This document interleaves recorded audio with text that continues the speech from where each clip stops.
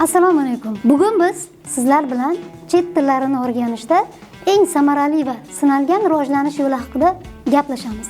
Ya'ni kichik ammo muntazam odatlar yordamida til bilish darajangizni qanday qilib sezilarli darajada yaxshilash mumkinligini ko'rib chiqamiz. Avvalo, so'z boyligingizni oshirish uchun har kuni 5 yoki 10 ta yangi so'zni mukammal o'rganish bu maqsadga muvofiqdir. Bu usul sizga yangi so'zlarni uzoq muddatli xotirada mustahkam saqlab qolishga yordam beradi. Keyingi bosqichda nutqiy ko'nikmalaringizni rejalashtirib oling. Ya'ni hamma narsani bir vaqtning o'zida bajarishga urinmang.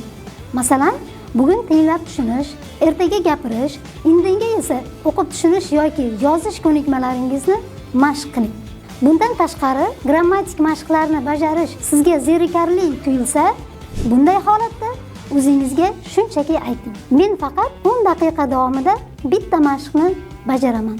Albatta, bu usul ko'pincha boshlash uchun hamda davom ettirish uchun osonlashtiradi. Har kuni kichik bir qadam sizni yangi til o'zlashtirishga yaqinlashtiradi va barchasi bu sizning odatlaringizdan boshlanadi.